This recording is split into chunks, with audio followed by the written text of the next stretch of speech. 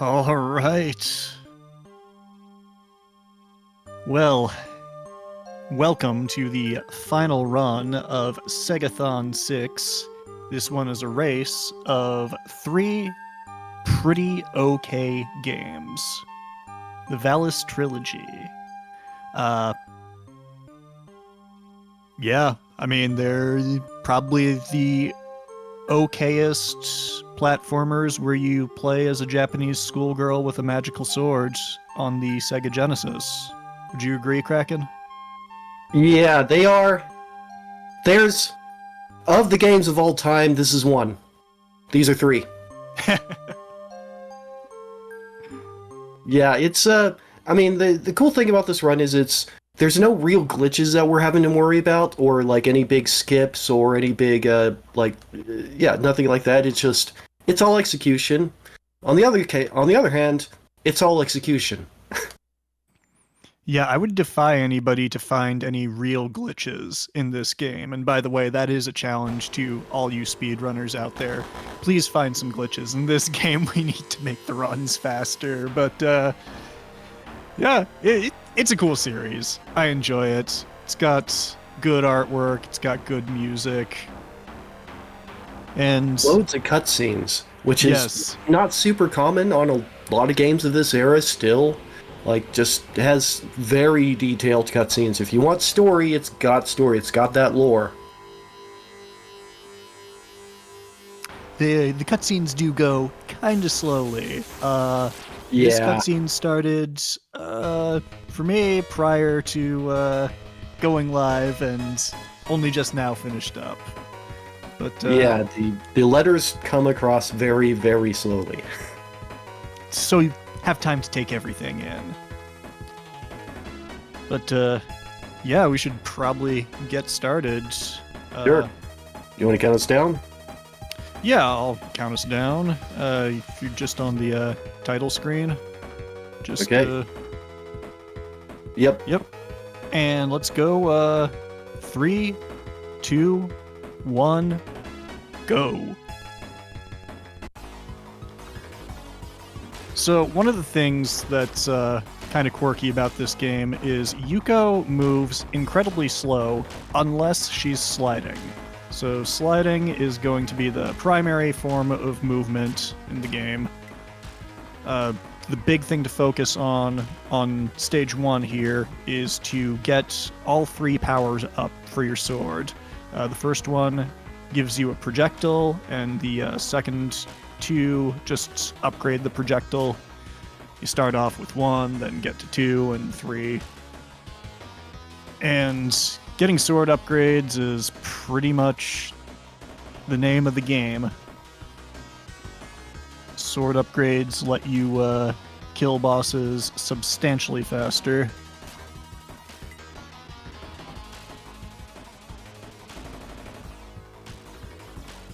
And one kind of interesting thing about the movement is to move optimally, you don't want to hold the slide button down. You want to take a step between each slide, because that will reduce the cooldown on the slide animation. And over the course of a run, it adds up. Like, I'm not sure how many frames it saves every time, but optimal sliding will shave a bunch of time off the run.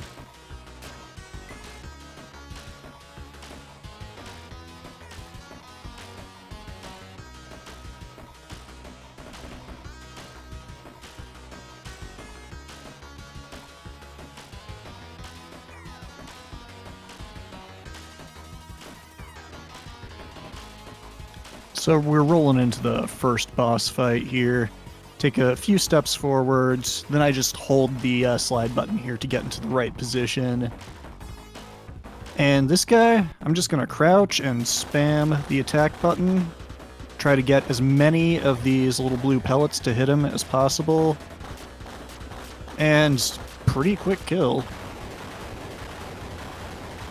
Now a cutscene plays. That's very long, so we're going to skip it. But now we have the Valis armor, which is basically roughly the same amount of defense as the Seifuku that Yuko was wearing prior to the armor, but hey, now it's a golden bikini and some gold knee-high boots. So that's more protective, I guess.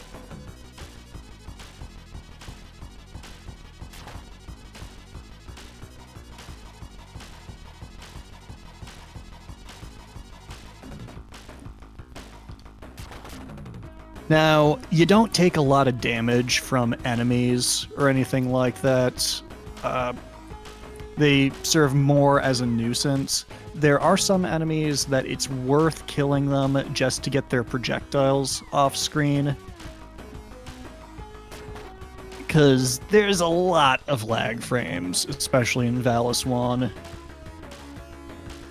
I'm not sure exactly what they're doing with the Genesis processor, but it's not particularly efficient.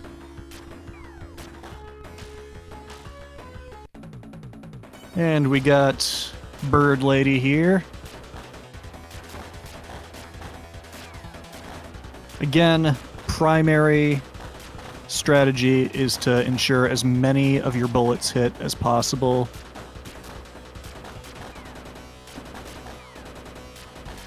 And alright, not an optimal kill, but still pretty quick. Onward to the lava level.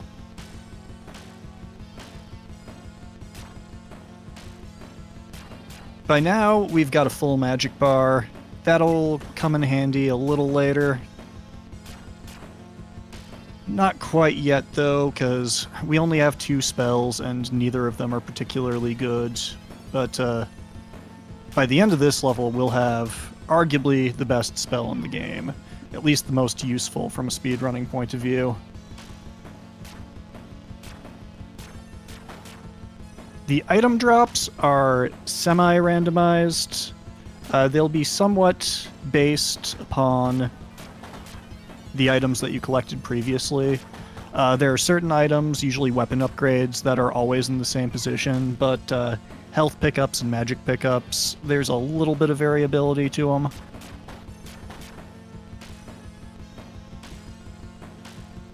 And we're going to be changing up weapons here. Yep, that's the one thing that this game has that a lot of games in the past had, which is like there are good power-ups and there are bad power-ups.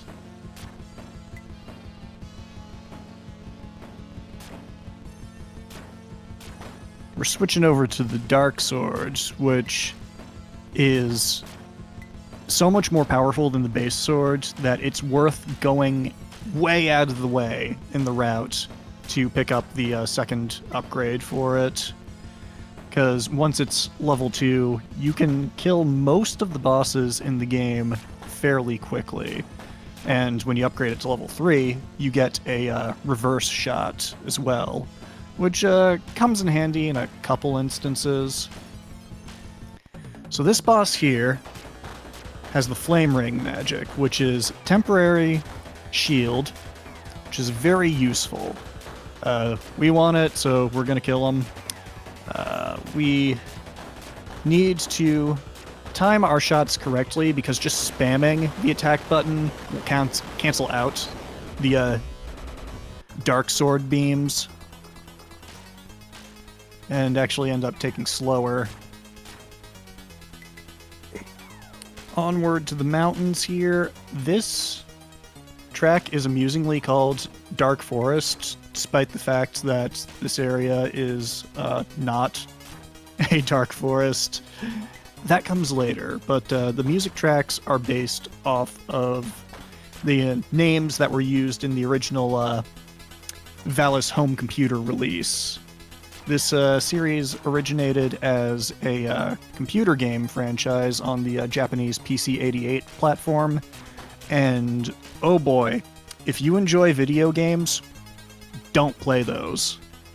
They are pure 1980s computer game jank, and overall, if you want an enjoyable introduction to the franchise, the Sega Genesis games are probably the best. a lot of people think of Valis as more of a PC Engine, TurboGrafx 16 kind of franchise, but I kind of prefer the Genesis games myself. That's my inner Sega fanboy talking, but on this screen we are going to switch over to the Flame Ring magic and score a couple hits on this guy as he is spawning in. Oh, We use the Flame Ring magic. I was thinking about different jump, different place. Oh well. Not a big deal, got plenty of lives. Not worried. Plenty of lives and unlimited continues, so one way or another, we're gonna finish this. Yeah, one way or another. Stage 5. This is the first level where you can find the sort of homing missile sword, but we're gonna stick with the dark sword. It's quite a bit more powerful, and we don't really lose out on anything by not having heat-seeking capability on the projectiles. Just pick up a little health, a little magic there. And I'm gonna... This screen has a lot of enemies. I'm gonna just use the Flame Ring here and slide through here. I don't think it makes a huge difference, but it avoided a little bit of damage. Oh, the knockback when you get hit in this game is pretty hilarious. I mean, yeah, you thought Castlevania's bad. This it sends you sliding backwards and occasionally turns you in the opposite direction. Yeah, which isn't as big a deal in Valis 1 because there aren't really any sections past stage 4 that have truly bottomless pits. But, oh man, once we get to Valis 3, the pits are going to be a problem.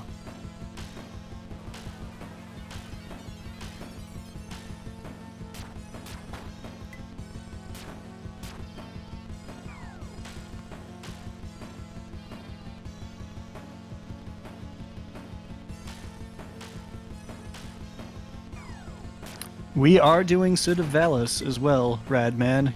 Can't have a trilogy without 3 games. So, Sid of Valis is going to be included as well. That one does feature hard game over, but it's also not a particularly difficult game, so we're not too worried about that. Alright. This boss, we're going to start off with a Flame Ring to get a bunch of hits on him. Then mostly just try to shoot him until he dies. Use the Flame Ring to avoid taking hits from the thunder, which is pretty scary. There is a hidden magic power-up there, so that'll get me one more Flame Ring, but I didn't need it. Alright. Time for the real boss of the game coming up. After we get through the forest stage here, which is fairly tricky, we are going to be fighting Reiko, our rival, and she is an exceptionally stupid boss. She's not particularly difficult, however, she has kind of a desperation move as her final attack, which does, no joke, like 3/4 of your health bar. Yeah, it's So pretty much instant death in any meaningful terms. Yep. Gonna be doing our best to stay top route here and avoid the enemies. We could upgrade to a more powerful golden sword, but getting all 3 upgrades would require us to go bottom route, which has a ton more enemies, and you'll definitely take damage, and there aren't any good health upgrade options before the fight. So we're just gonna pick up that magic. I'm feeling pretty okay on health, but this fight's still scary.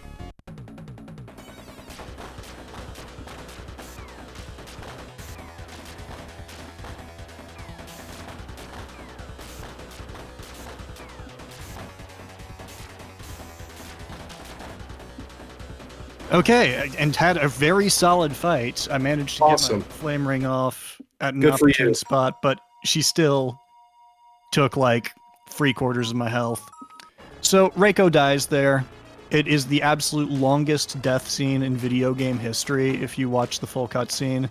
It's kind of hilarious, actually, just how long it takes, but yeah, Reiko's dead. She was under the influence of Rogueless, the big bad of the game. But the conditioning was broken right as she was dying in your arms. Very traumatic experience for Yuko, but it has filled her with the resolve necessary to press on to the final level, which we're in right now, Rogueless's castle. And the sword that we're using now is the final sword, so named because it is the final sword which you find. And boy howdy, it is powerful. If you've ever thought, man, swords would be a lot better if they lobbed grenades, well, guess what? You're in luck. Valis has got you covered.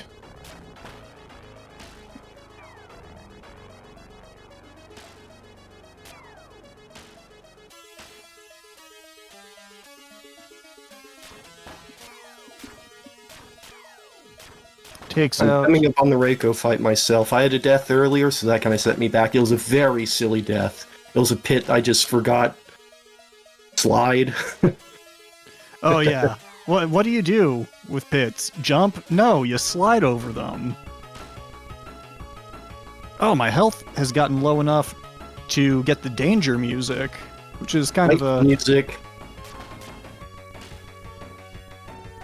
Let's get rid of that, because I like the final level music here. Okay, I'm a little low on life here, so this might not go as well as I like.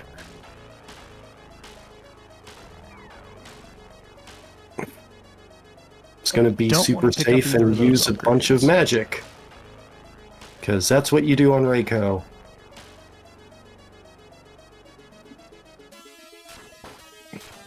And we've got our final sword upgrade. It's just smooth sailing from here on out. Pick up this heart to top off my health. What? I had invincibility up. Somehow it went through it. That's worrying. I actually had my flame shield up, and it didn't block it. Oh, yeah. Sometimes the flame shield won't block it. What you're really going for is the iframes during the magic cast. So the timing is particularly important, which is very annoying because your only indication for timing that would be when Reiko casts her magic. But her magic animation is approximately as long as yours. So it's kind of a prediction game. So good job, developers being super fair there. Yep. This is gonna be rough for me. Because if you don't come in here with a full attack. Oh yeah, if you have to fight her with an upgraded sword, it is rough. This is Rogueless. We just knocked off phase 1 here. I'm getting a little. Yeah, alright, so what's been happening with me is I put up the shield early, but it didn't work. Twice now. Like, way early. I had it up, like, quite a bit earlier because I was just kind of predicting it. Alright. and Rogueless is down. It was a dream! Then Yuko looks at her wrist, which contains a piece of cloth from Reiko's outfit. So it wasn't a dream.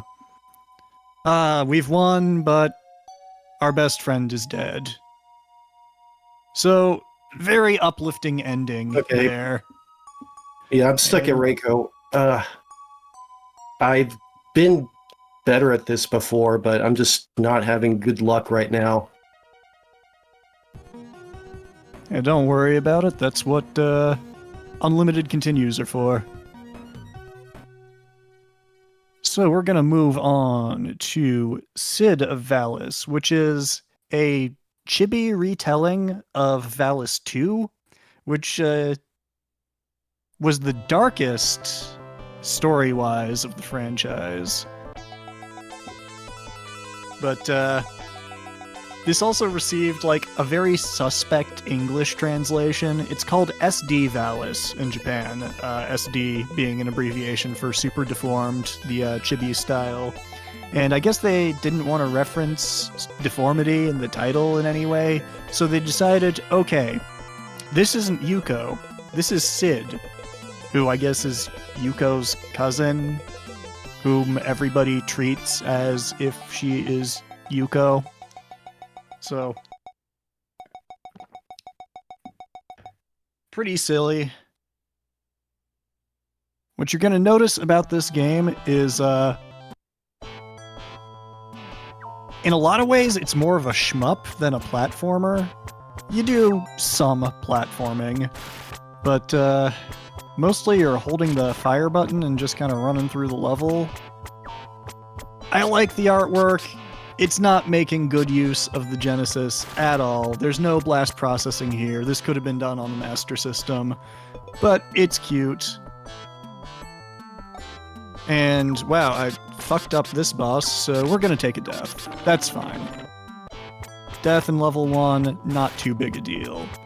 I will want to collect as many extra lives as I can over the course of the run, though, because unlike Valis 1 and Valis 3, Sid of Valis features hard game over. No continues.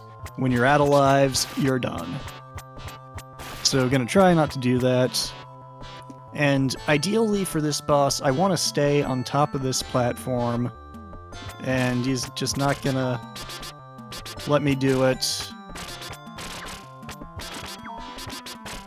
Wow, I am throwing here. God damn, what the hell?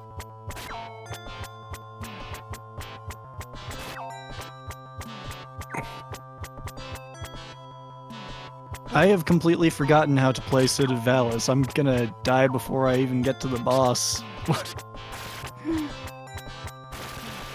Okay, let's...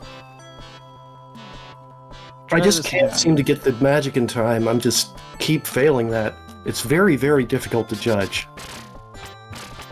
Well, I'm gonna game over on Stage 1, Act 1, so you're good.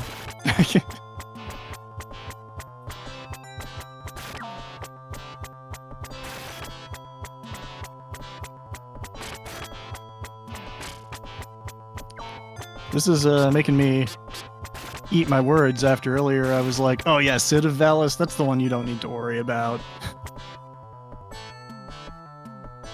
Okay, that's what I was trying to do. If you land on a specific spot... It didn't do the magic! What? Upbeat didn't work? Those jerks.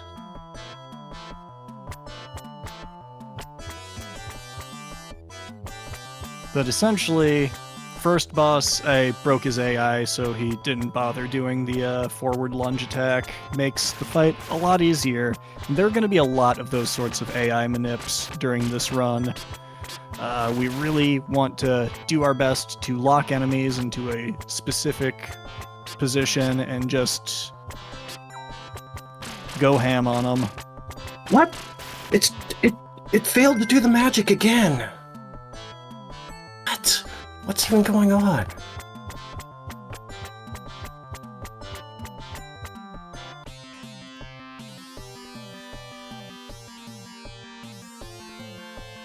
Alright, the first real boss here, the Red Fighter Dragon Zalaga.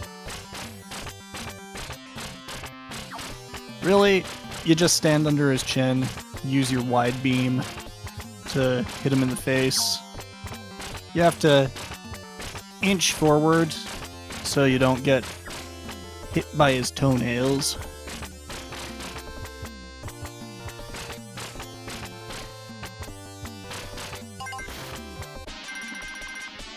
And now we make our way from the real world to Vacanti. We were visited by the ghost of our friend Reiko, who gifted us the Valis armor and Necrodepta. This guy is kind of dumb. You just stand in the corner and shoot your sword upward, and he dies. Now time for the interesting pits in this game.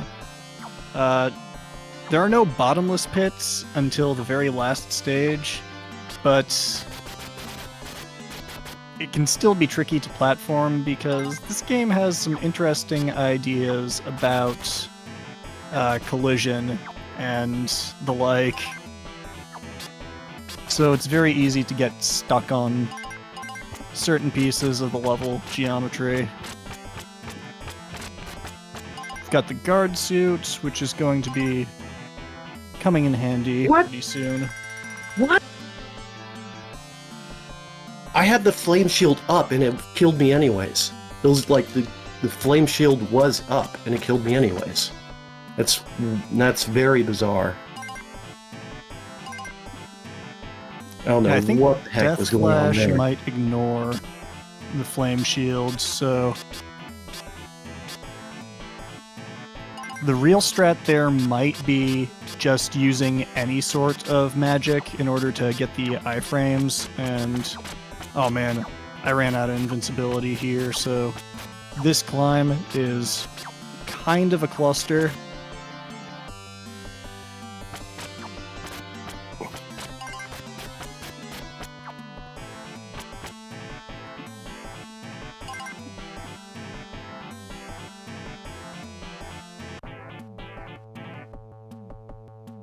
And on to this guy, who, in the English translation, claims to be the last general of Megas, the new big bad.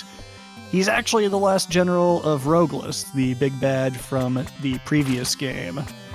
All of the bosses that we were fighting up until this point were essentially the straggler followers of Rogueless. And Megas decided to use them to his advantage, because as long as Yuko was in town, they would waste their time and energy trying to happened kill her again! rather than trying to overthrow him. This is bizarre. I mean, you're gonna have to review this footage and see it, but like, I have the magic up, the flame dragon's going around me, and I still die. It makes no sense.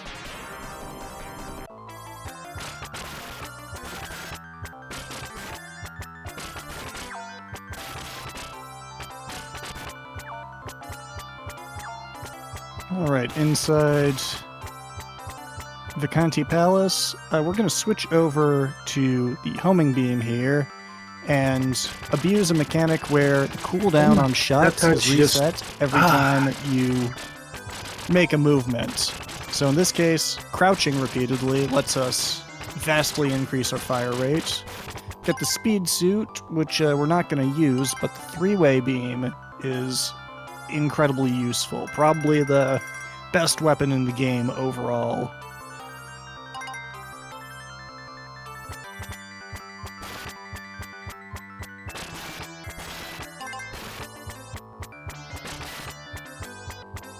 There's an extra life over there. I'm gonna chance skipping it just because I don't want to miss the platform cycle.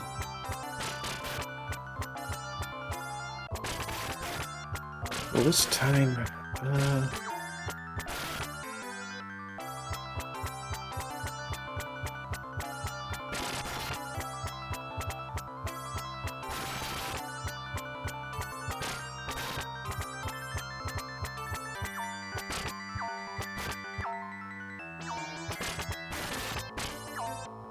Alright, and fortunately we get basically a full health upgrade at the end there, so you can be a little cavalier about taking damage. This guy, I'm not even sure what it's supposed to be because the sprite flicker despawns the object so quickly. You can just use the crouch spamming to take him out.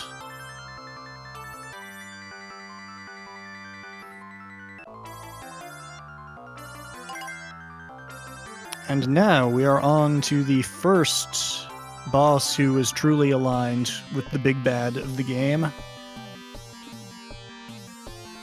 This guy has a couple of annoying attacks.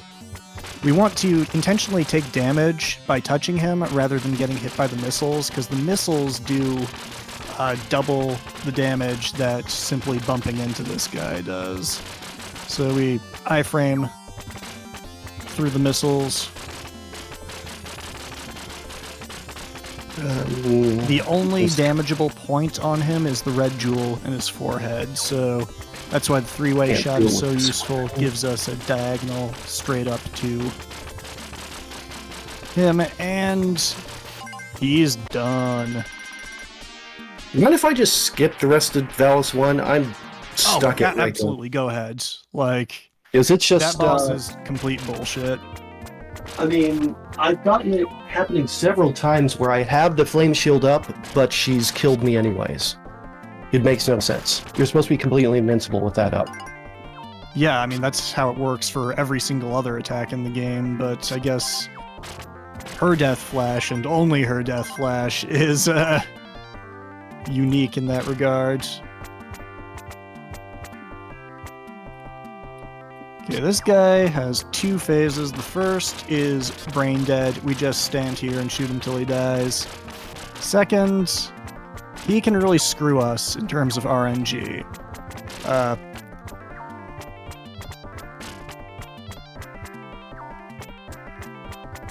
Movement. Yep, this is going to be a death.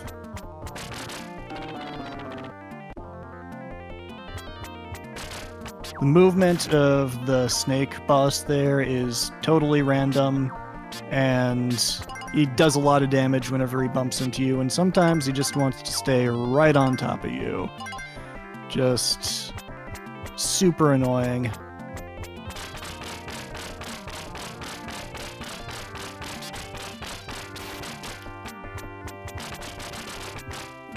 However, this time he gave us a very favorable pattern and died almost immediately.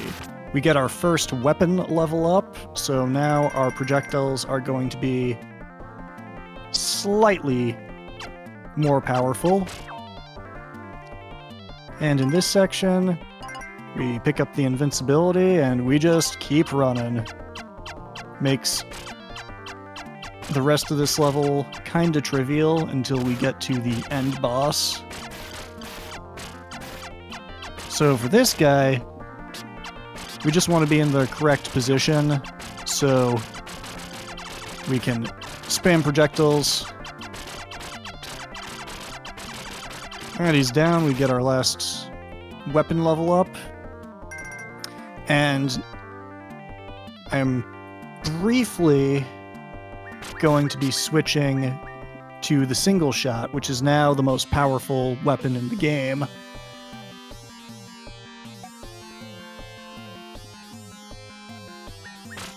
This nerd here, phase 1, pretty simple. Sometimes he'll dive into the ground, but that's okay. Just take him out. Phase 2, we're going to be switching to the three-way shot and just stand between the C and the O in the score title there. And now it's completely RNG how long it's going to take.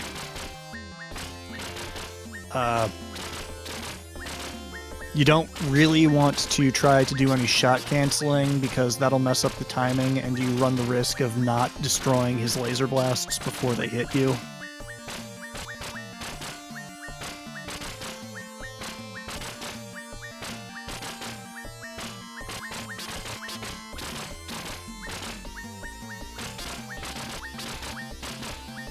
How long this takes depends entirely on how many times he moves around. Then we're on to phase 3. We want to use homing, get in the corner here, and just spam as many projectiles as we can. What we really want him to do is keep moving around like this, because he will take more hits from the homing beam, which is the weakest weapon in the game. If too many of our homing shots are eaten by whatever green laser blasts he's putting at us, that just makes it take a little longer. This is probably not the absolute optimal strat you could do, but it is the safest strat, and after a certain point, particularly in a game with hard game over, the safety strats are the best strats.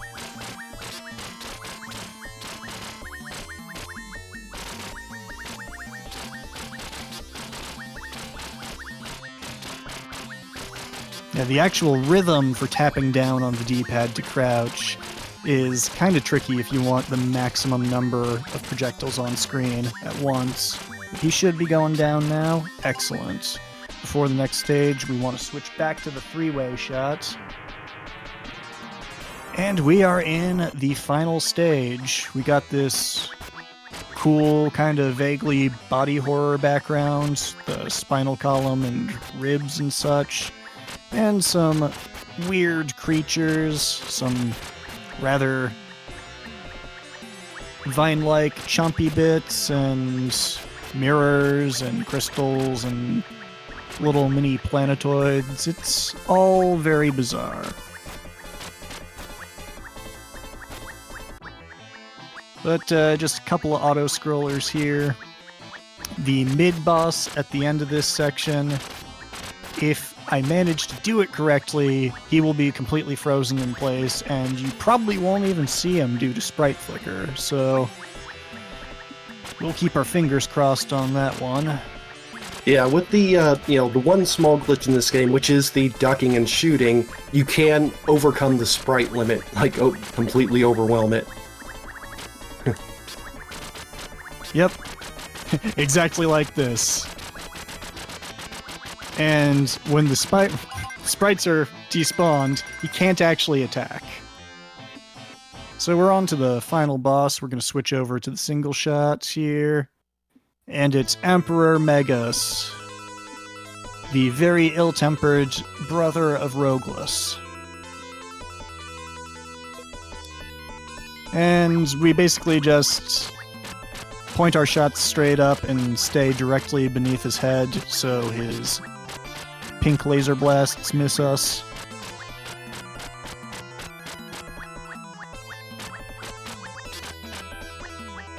Took more hits than I wanted to in this phase, simply because Yuko permanently controls like she's on ice. And we are going to just kind of stand in the CO of the score and duck underneath Megas's circle blasts here. He's kind of favoring his fist blasts, though, which is really bizarre. I'm getting super trolled by the snake bosses. They're just staying literally on top of me. Ah, geez, bad RNG. Yep. As far as I can tell, there's no way that you can really manip those bosses. They're just gonna do what they're gonna do. Yep. Alright, and there we go. Megas has been defeated. In this cutscene here, he's gonna explain that... Oh, well, you see, the only reason that I was bad was because Vacanti needed a strong ruler to protect it from what's about to happen. So really, he's actually a tragic villain.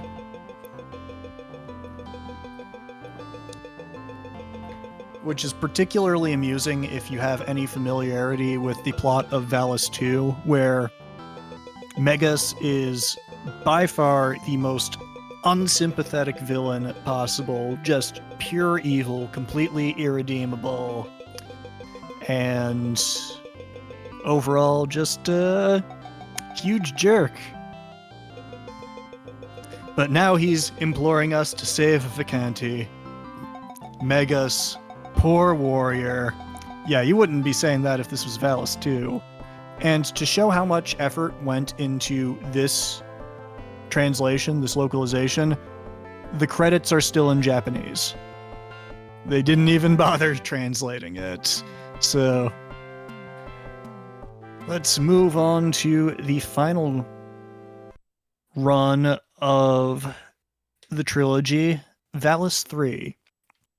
This is probably the best game in the trilogy, and due to some weirdness, it's also the first game of the trilogy, at least in terms of release date.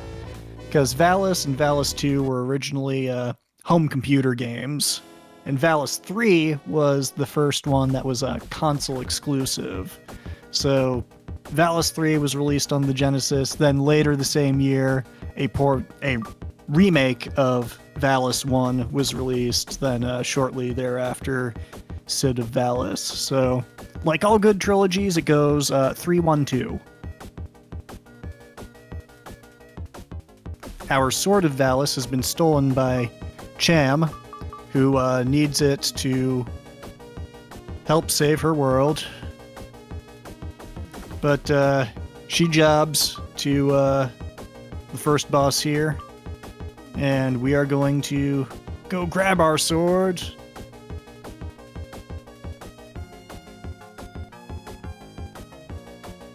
Return it to me, and now I've got the Valis armor, we got the Valis sword. This game has an interesting weapon upgrade system for Yuko. You start off and your sword's projectile doesn't go very far, it takes a long time to recharge, and you can't slide particularly fast. We are going to correct all of those things. The big sword icon, the real thick one, gives you additional attack power and additional range on the projectile. The other upgrade is 2 swords crossed, and that increases your recharge speed and your slide speed. I'm not going as fast as I could be because, unlike the other 2 games, you do not get heals between levels with this one. Gonna be spamming magic here to get a few hits on this boss prior to the fight.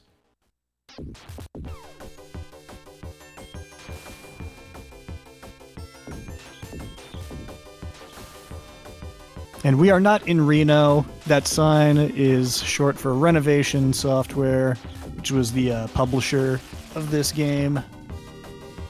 And we have rescued Cham. We now have the option to play as Cham if we want, and we definitely are, but not yet. Or maybe we are. I accidentally transformed because the transform button is on the same button as slide. You have to press down and A to slide. If you just press A without a down input, you switch characters. But now, you can see we are capable of sliding very fast now, and our sword meter fills up almost instantly. If I am very, very lucky, I'll be able to keep this for the rest of the run. However, that's pretty dependent on taking as little damage from enemies as possible, because there are a lot of points where you can just easily die.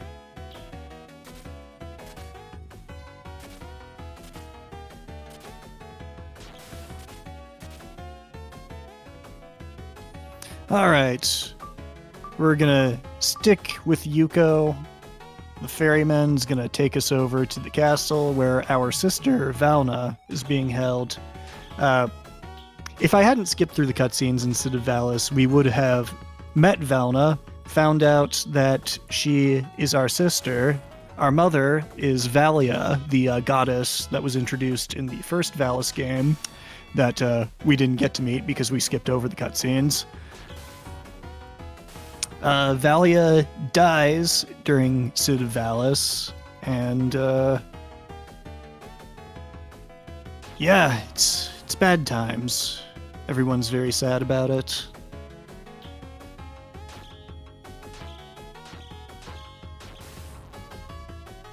I'm actually pretty pleased with how I'm doing on health so far.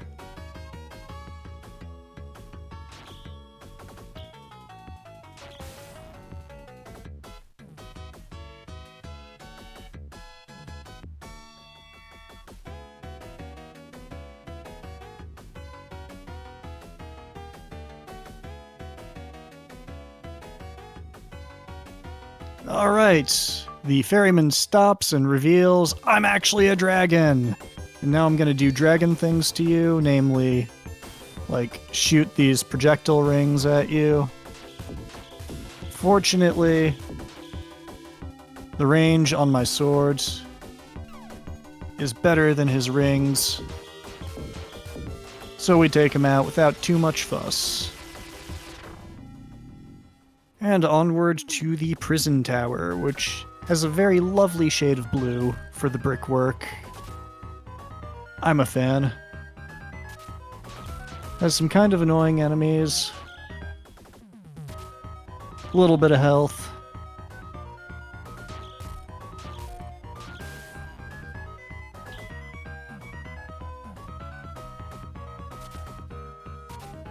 Use the slides to clear some of those gaps.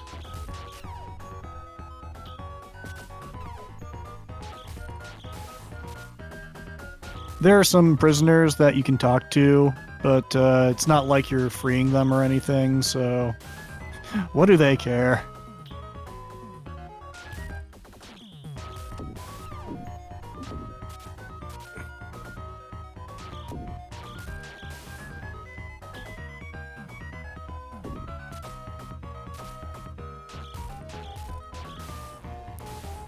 And I'm pretty sure I'm already at max attack speed, so that particular upgrade's not doing anything for me, but I'm a simple man. When I see a pickup, I pick it up.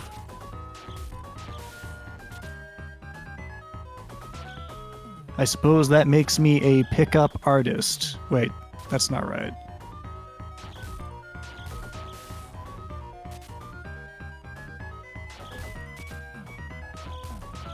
Oh, I didn't actually want to talk to that prisoner.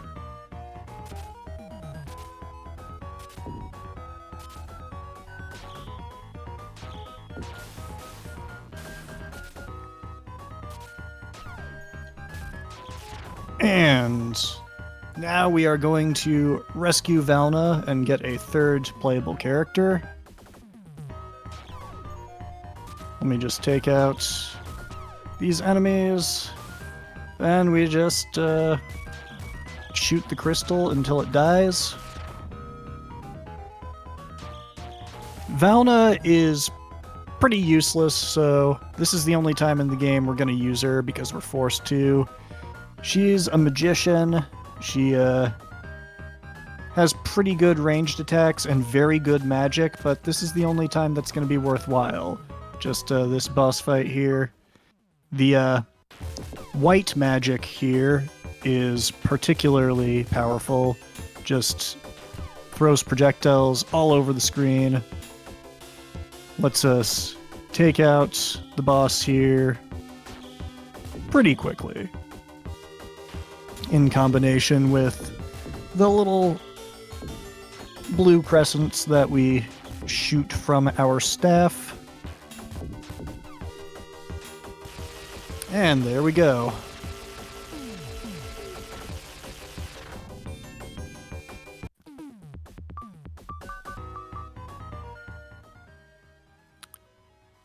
And we're back to playing as Yuko. In this section, we need to toll the bell 3 times. First for truth, the second for justice, and third for hope, or something like that. Justice.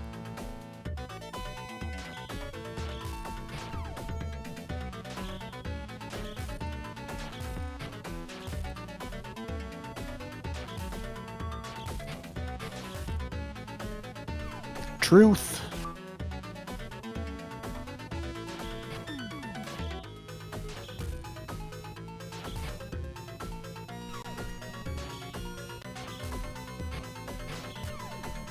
And the American way. Or bravery.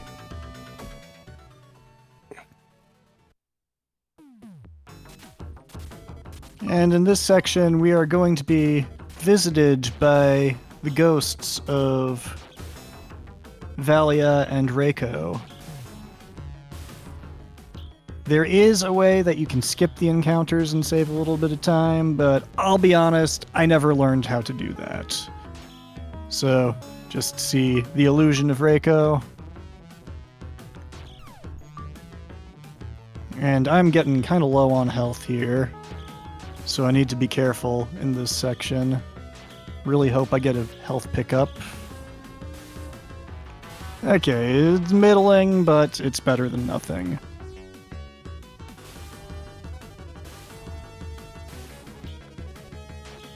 Another one. There's Valia.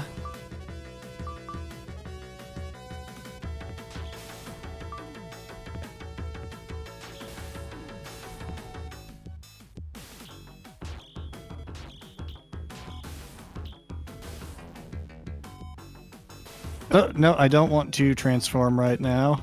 I want to stay as Yuko.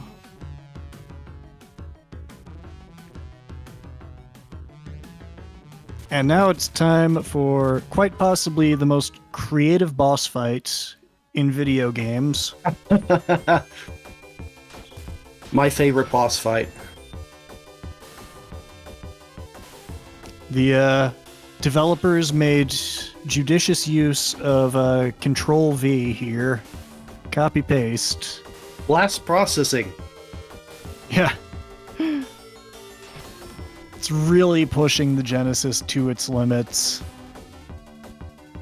This is a test of our strength to determine whether we're worthy. And I don't know. I'm not sure I'm feeling worthy yet.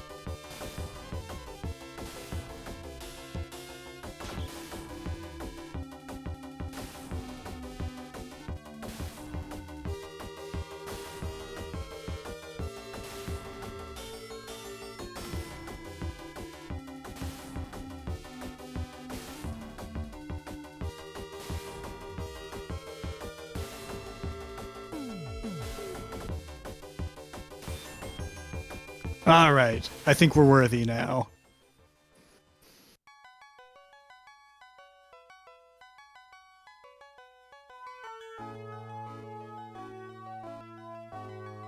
So now we meet Nizetti, the very powerful, bald, bearded dude. So he speaks to me on a spiritual level. And he gives us this super upgraded armor that doesn't actually have any additional defense or anything. It just looks cool. Okay, I got through Cid of Valis pretty easily, but that's what I expected. That's the game that I've actually practiced the most. Hell yeah. And I just want to point out, it's still anybody's race here, because after this level I'm on comes the Ice World, which is one of the biggest trolls on the Sega Genesis. There is a good chance that I will just straight up die over and over again and game over and have to restart the level from the beginning, and do that more than once. So...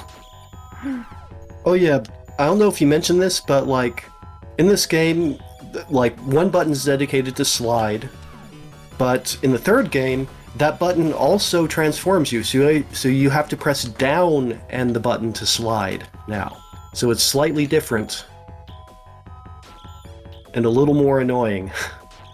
Because, And yeah, you might boss accidentally fight, transform when you're trying to slide.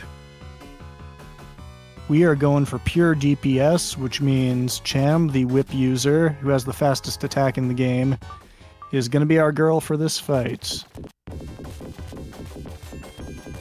I just want to... I tend to use her for most of the levels once I have her. I just really hate using Yuko.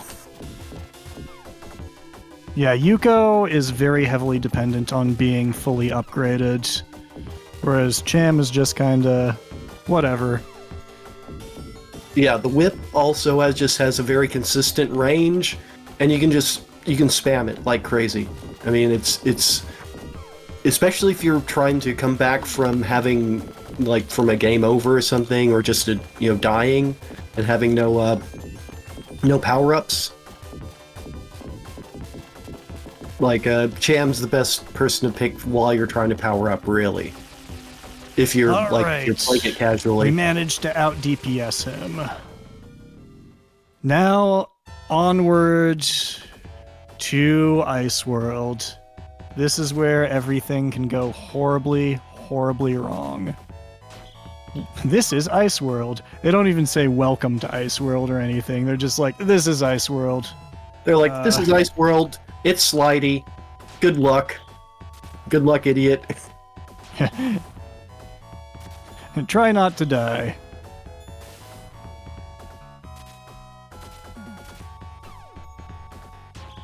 At least the music is a bop, because you're going to be hearing a lot of it, in all likelihood, if you're playing this game casually.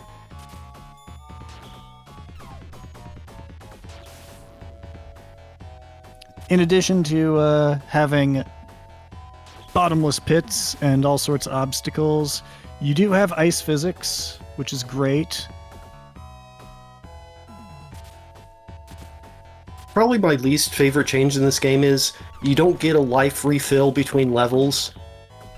That's just like, why? Why would you do that? That's kind of the cherry on top of the shit sandwich, for sure. Yeah. Alright, and Snowflakes cooperated, so managed to get past that bit, which is just horrid.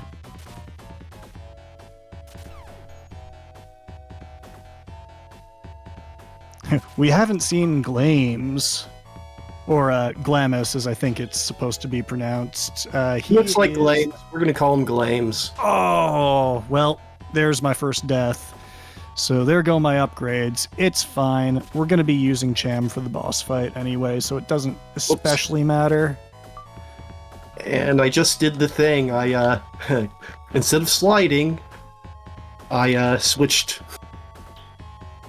Luckily, it didn't kill me, but yeah, that happened.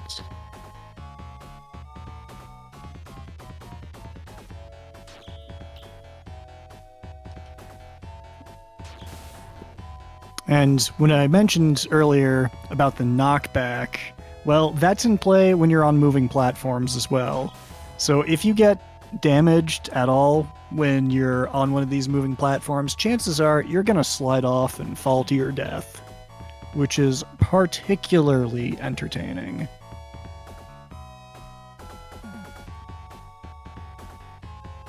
Like what just happened there.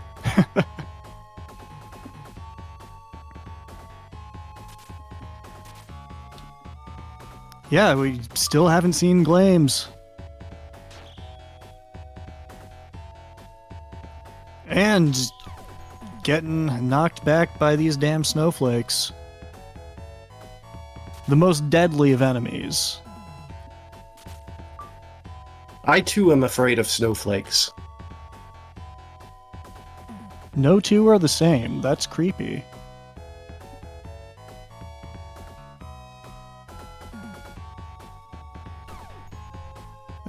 And we not only missed a cycle, we took a bunch of damage. That is fantastic.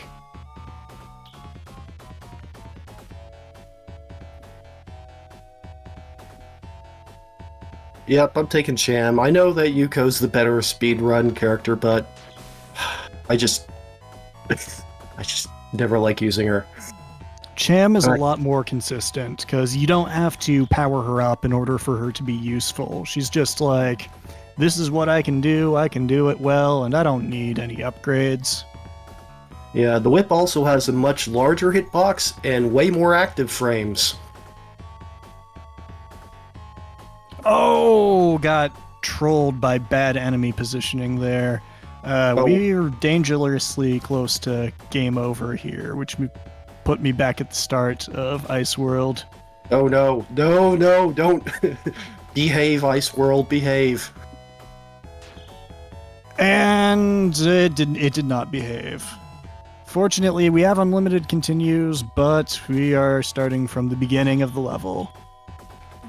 I don't even want to say how long it took me to get through this the first time I played through this game.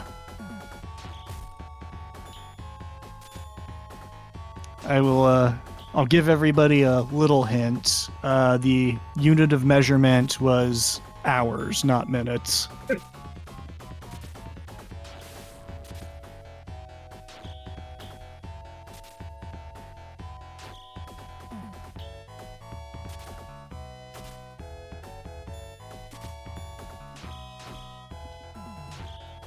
But hey, at least everybody had reason to use that lovely new SegaCrew Game Over animated emote. Taken from another one of my favorite games, The Lawnmower Man on Sega CD.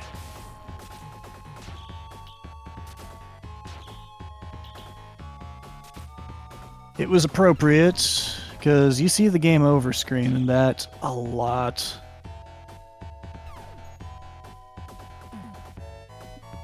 And 6 snowflakes on screen at once, right at the end of the level. Thank you. Thank you. Yeah, I mean, hey, it keeps things interesting. Is not consistent. Sometimes they won't spawn at all. Sometimes they'll spawn like 3 of them. It's kind of timer based, it seems. Yeah, but I'm not sure when that timer starts. Yeah. Is it a local timer? Is it a global timer? Yeah, I have no idea. But I just know that, yeah, it's not related to position, it seems. Well, it's somewhat related to position, but also related to a timer. It's silly like that. Ooh, oh no. Oh, the knockback combined with the ice physics just makes for a really good time. I want to give a huge shout out to the people who have posted good speedruns of this. Yep. Particularly Z-Tox, because I appreciate anybody who seeks out suffering when it comes to retro games.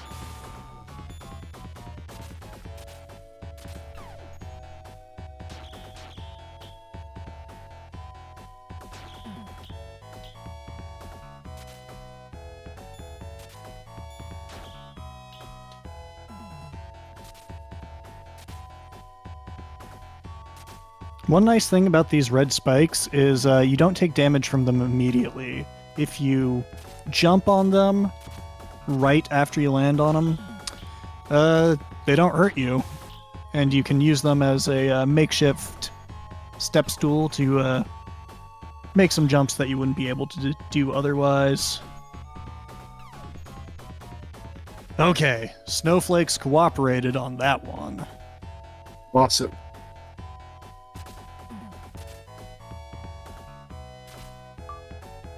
Is that hearts? Nope. Of course it's not. This game is very stingy with health. Yeah, between the lack of health refills between levels and how few health pickups there are just in the course of playing the game, it's the complete opposite of Valis 1 in that regard. Yep.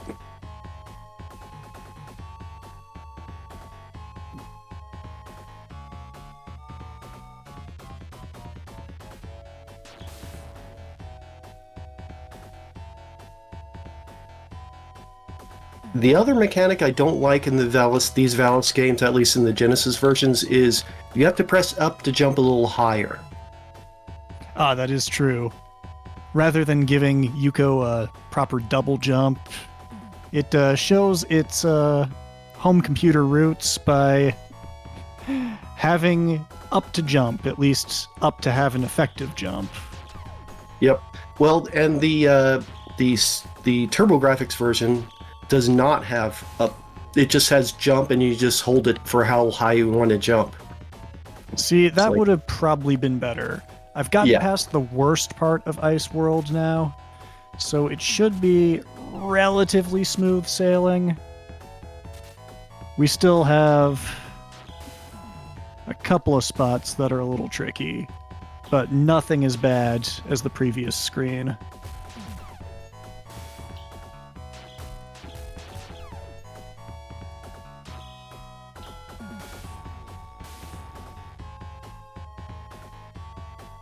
Alright, this one we intentionally damage boost to get to the very edge of this platform, so we can slide across, immediately jump, and just jump over these glowing golden orbs. There's a hidden one up there that I didn't know existed, but we are at the boss. We're gonna switch over to Cham for good ol' reliable DPS.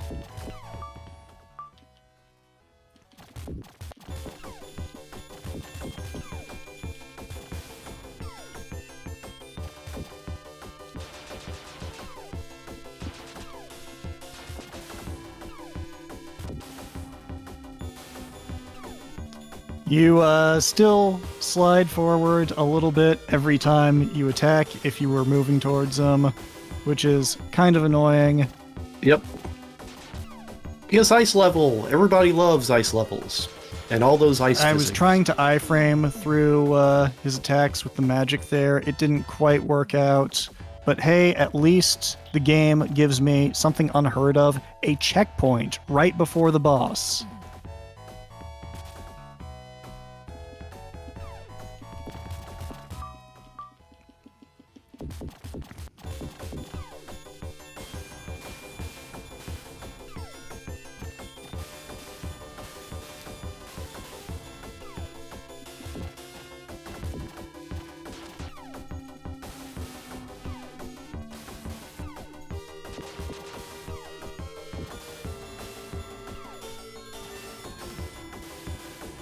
And he's done. Yeah, most of the bosses on this game, they're kind of a joke. It's the levels that are difficult. And now we find out that all of this was a distraction, and Glames is trying to merge the Dark World with Earth, so we head back to Earth and go through this tower, which has absolutely banger music.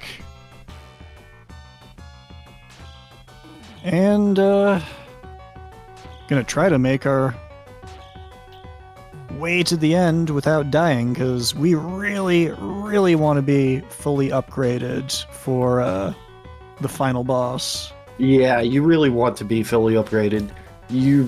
I've done it before without being fully upgraded, but that's very difficult. The big thing that you want is attack speed in that fight, because you've got to be Yuko, and Oh yeah, the sword refill, like your power refill needs to be powered up, or else you're gonna have, you probably won't, unless you're very good at dodging and he's very nice with his volleys of fire, you're gonna get hit a lot. oh! I hope I can at least get to the next section before I die. It's actually not the worst place to take a strategic death, but... yep. Okay. I would have liked to get one screen further, but this is workable, I think.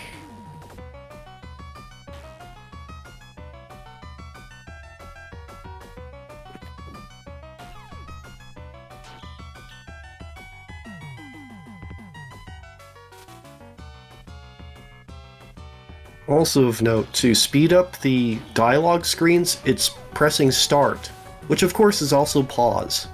Yeah, that's my personal favorite mechanic in this game, where you have to spam start, except when you don't want to spam start, because that would pause the game. And it's not always intuitive what counts as a cutscene and what doesn't.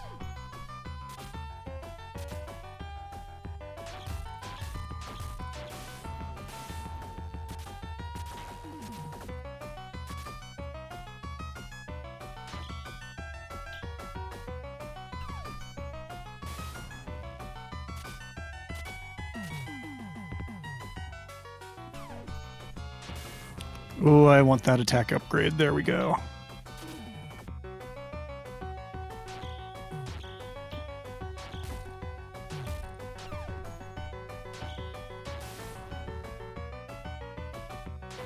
Oh. Oops. All right. First part of the tower complete. This section is not too bad. Basically serves as an upgrade corridor.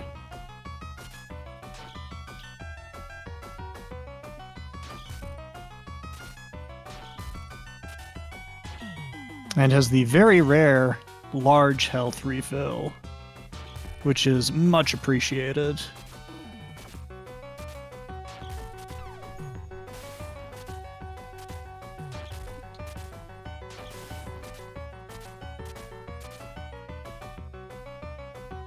We've got another large tower climb here.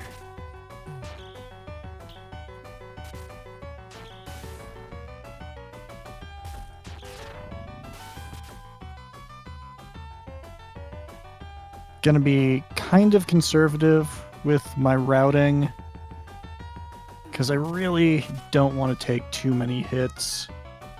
A certain number is fine because you do get a large health refill immediately before fighting the final boss, but that only goes so far. If you're kind of ragged going into it, you're still gonna have a bad time. I'm on to ice levels now. Oh boy. Fun times ahead. Alright, this is the last room, which contains the only instance of falling water drops which can damage you for some reason.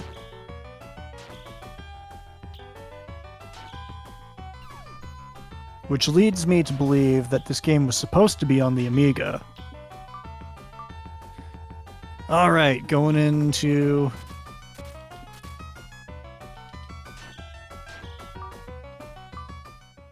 the final boss here. Glames.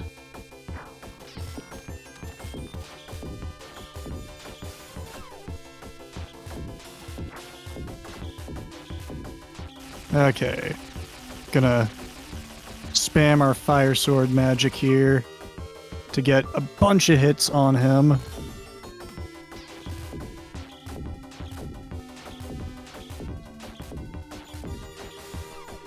And time will come up on the final hit when this guy explodes, I think. It might be the fade to black afterwards, I don't know. But it should be soon unless I screw this up. Which is a possibility. I'm kind of choking here. And I choked, damn it.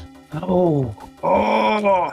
So I'm in like a super bad position. I had the best case scenario and still choked. I've got no magic, so I can't get free hits on him, and only one sword up, well, 2 sword upgrades, but no attack speed upgrade, which is what we really want.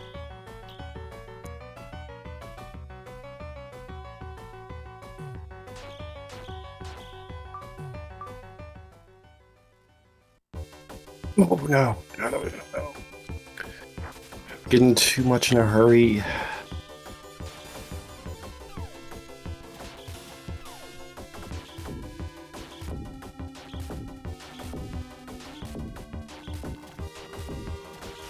Alright. Managed to get through phase 1 fairly easily.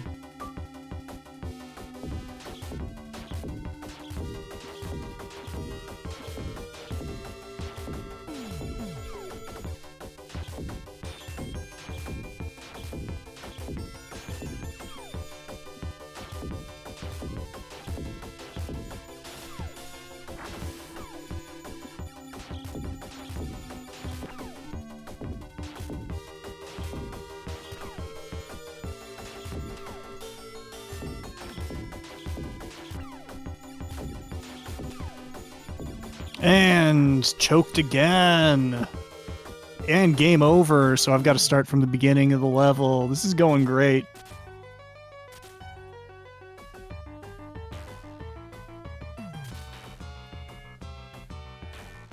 Oh, no! Ah!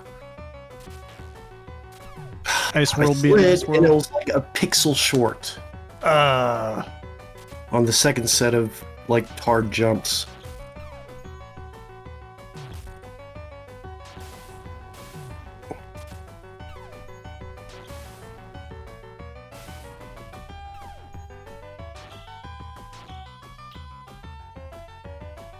oh, jeez. Didn't jump.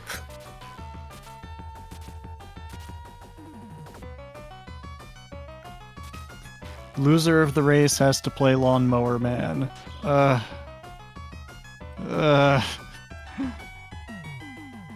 No.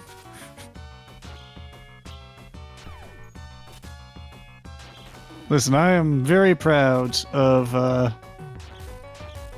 my run of the Lawnmower Man for sheer entertainment content, but oh, I'm not playing that game again.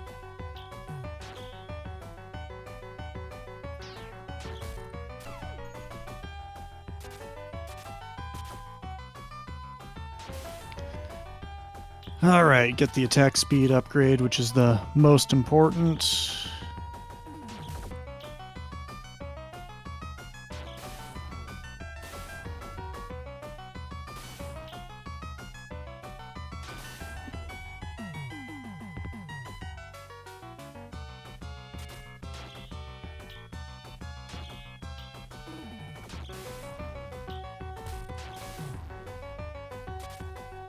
Wait.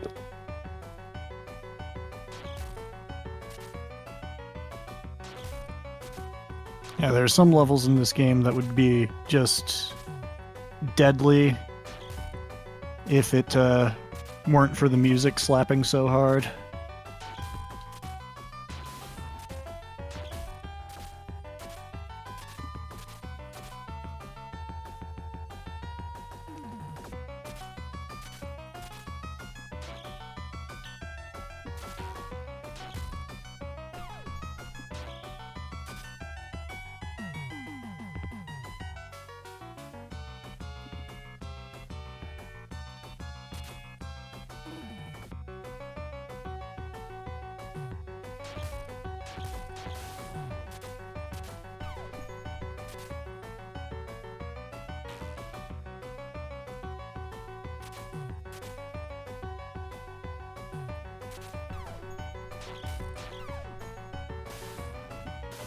Oh, I thought I killed that worm thing. Oh well.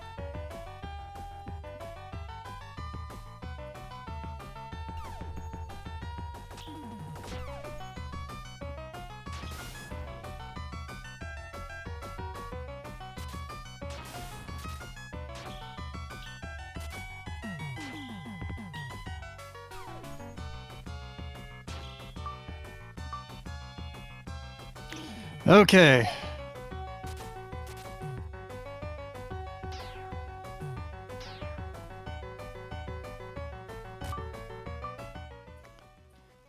Let's try this again.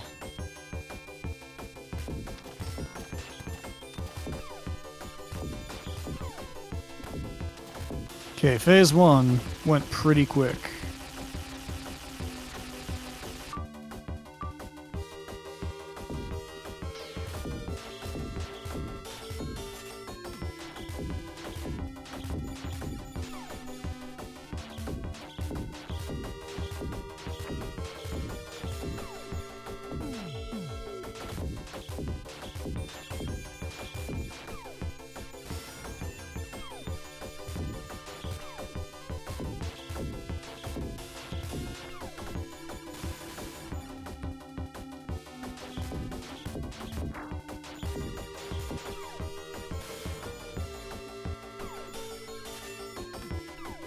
Oh my god, that is going to be time. We did it. Cool. We have defeated Glames. And once again, he monologues a whole lot as he's dying. Okay, I got through the hard parts of the ice level. I think I can finish the rest of the game now. Hell yeah. Basically, it's those two sets of jumps, that are always the most kind of nerve-wracking.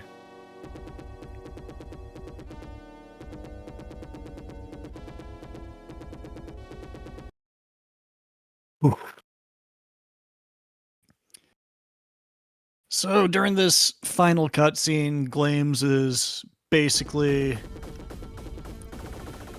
explaining that the reason that he was trying to take over Vacanti is the Dark World is going to be in some kind of dimensional merge with Vacanti and get destroyed in the process or something. And now his dying wish is he's asking Yuko for a favor to save the survivors of the Dark World.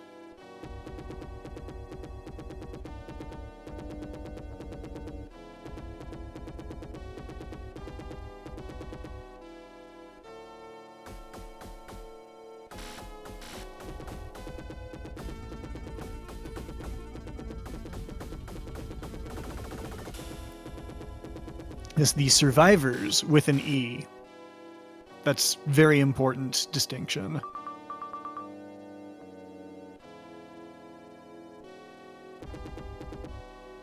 Oh no, it wasn't far enough. No.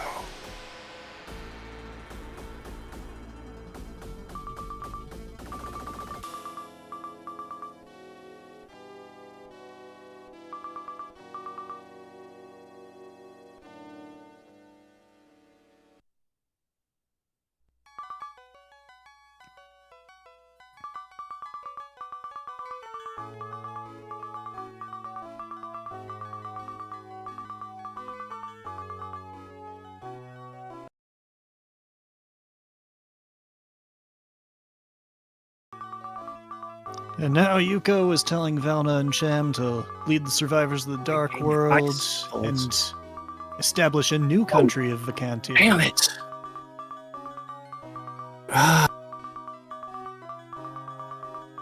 Literally a pixel off. Oh geez, and that was game over.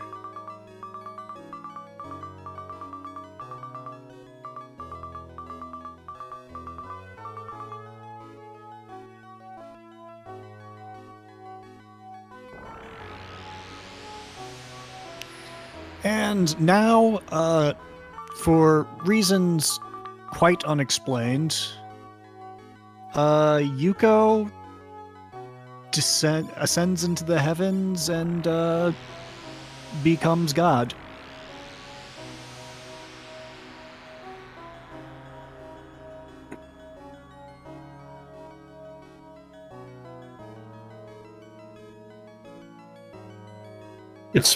I'd say it's a gift for surviving the ice levels.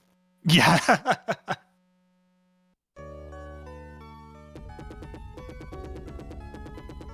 And look at how amazing Vacanti is now. Nobody has seen Yuko since then. Nobody.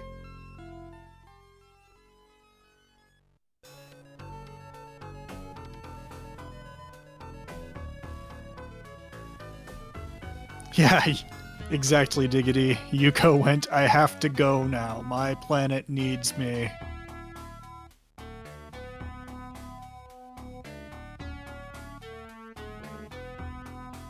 We can see her now. Yes, Xanto pointed out that the final line in the game was a complete lie.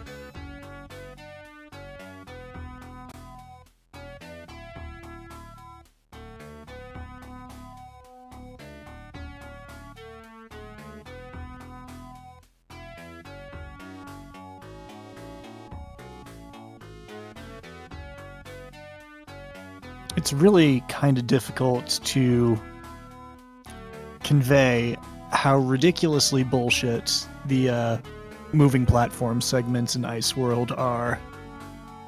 Yeah, at least the platforms themselves aren't slippery. It's just literally everything else is.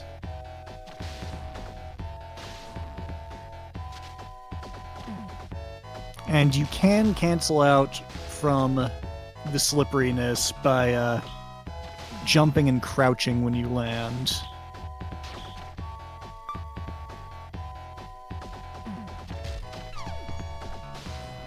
Also, if you just jump and then, like, go neutral, you also won't slide. That's the only other way.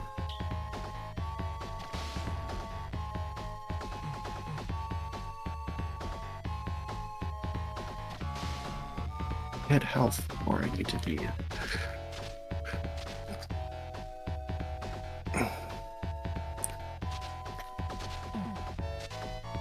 Okay. Time to beat up a boss. And the important thing is that right now Kraken has 4 lives and has hit a checkpoint, so he doesn't have to touch Ice World ever again. Just needs to whip this nerd until he knows who's boss.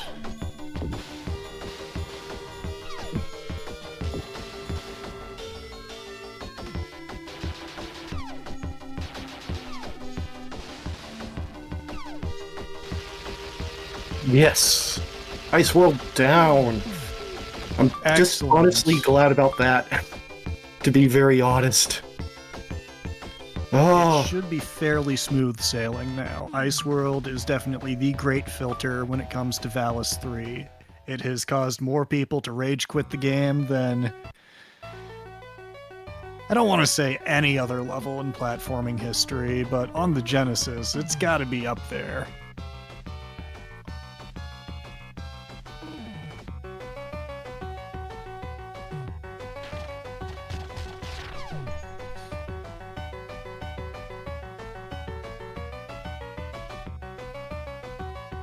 and the eyeballs are the new icicles because they don't go away.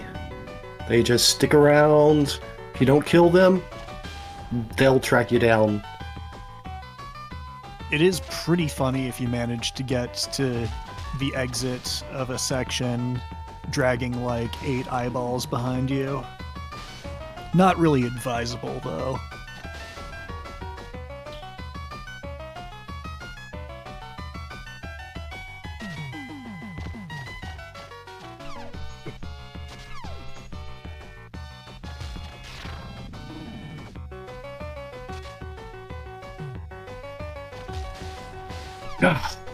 Got hit by fire.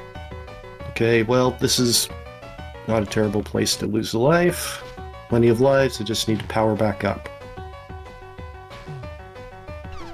Yeah, taking a death on any screen before the last screen prior to the boss is fine. There are enough weapon upgrades that you'll be in peak performance when going into the boss fight. So it seems counterintuitive, but it's actually better to die earlier in the level than at the checkpoint right before the boss. Eyeball literally materialized on top of me. Very annoying.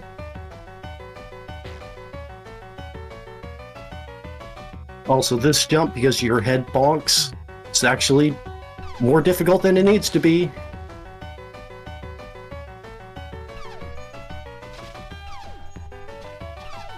Yeah, it's a surprisingly tight squeeze.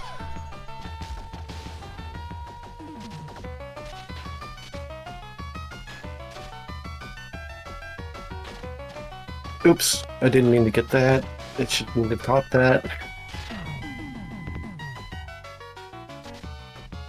Want to have fire magic. Fortunately, you'll get a fire magic in the next screen, so it's not a huge deal.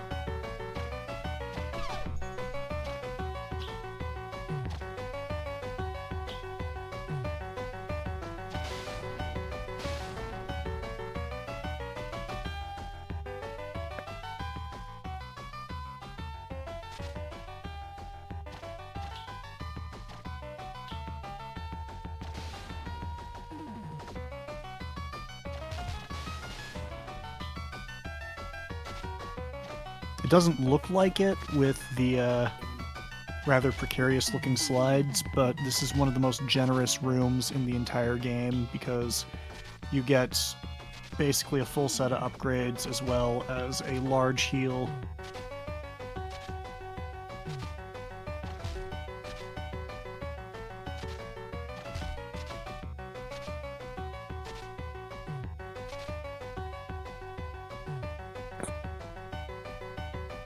Cham proving that whip users are simply better. Looking at you, no diggity. You'll notice that none of the characters in this game use spears.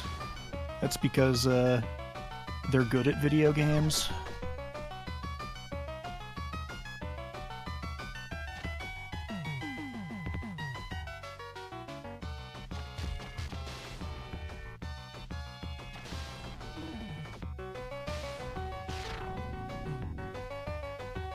Hey, all I'm saying is, if ever you find me playing Castlevania, I'm going with whip guy over spear guy.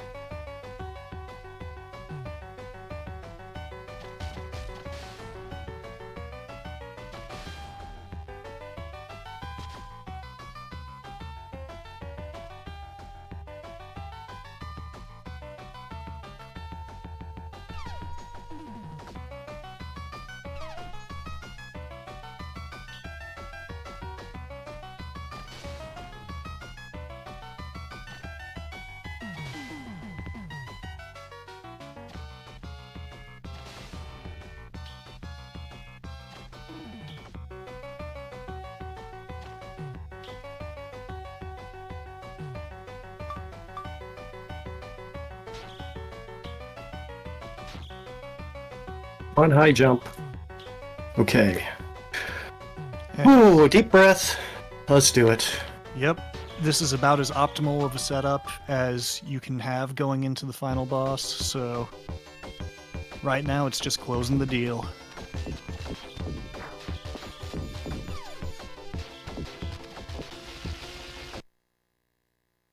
Okay.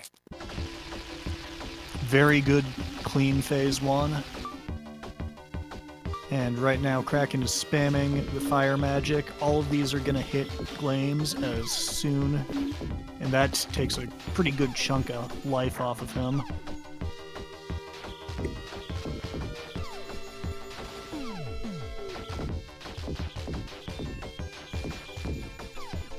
Now it's just a matter of hoping he doesn't spam the fire magic too much, because that's tougher to avoid.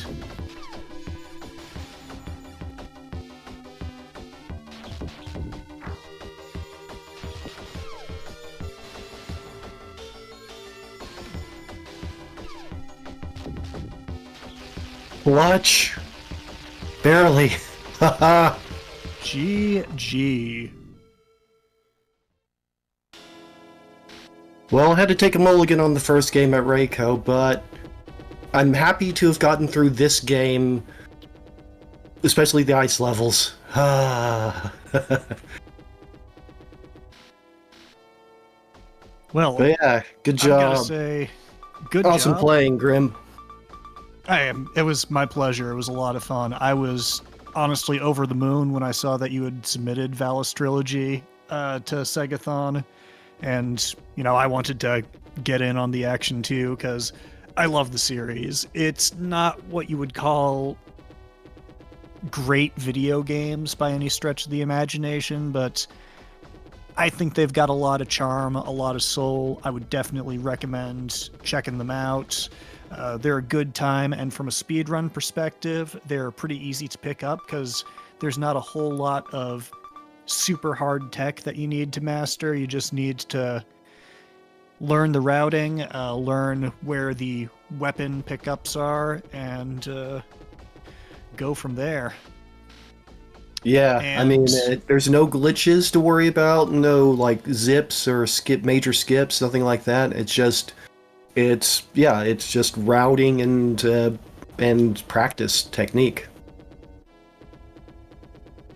yeah, just a lot of fun.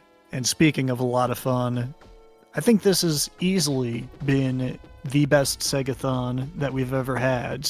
5 years in, and just the number of awesome games that were showcased by a huge assortment of amazing runners has been just absolutely phenomenal. This is exactly what we want to see in SegaCrew, just bringing the Sega community together online and putting on a great event. I just want to give a huge shout out to everyone who has been helping out with tech over the long weekend event here. Just gotta bring up everybody. Huge shout out to Booster Shane, who has been manning this tech session. Also shout out to Grumpmeister, No Diggity, Awazrim, Paul Saltine, and Radioactive Man from Mars. Huge props. Huge shout out to No Diggity for getting the Mist server set up, working so smoothly. I've spent a lot of time with him over the past couple of years getting the server and OBS set up to the point where we can have events like this where how long have we been live? I mean, just this session, 17 hours since the automated Twitch reset, 48 hours prior to that. That is insane. We had very few tech hiccups, and yeah, it's just all been really fantastic. We hope that you, the viewers, have enjoyed it. We couldn't do this. There would be no point in doing this without great audience. And yeah, thank you to everyone who submitted runs. Yeah, my voice is starting to go, so I know Booster is behind the scenes right now. If you've got any closing remarks, feel free to step in. Yeah, why the heck not? Thank you, Grim, again for, manning the behind the scenes anytime a fire needs to be put out. Grim's definitely there to jump into action. And, I can't believe it's been 5 years, but Grim's totally right. I mean, it takes a village, right? We all come from different parts of the Sega community, and it's really cool how we just keep branching out, and just becoming one big Sega family. So, thank you all. I guess, until SEGATHON 7.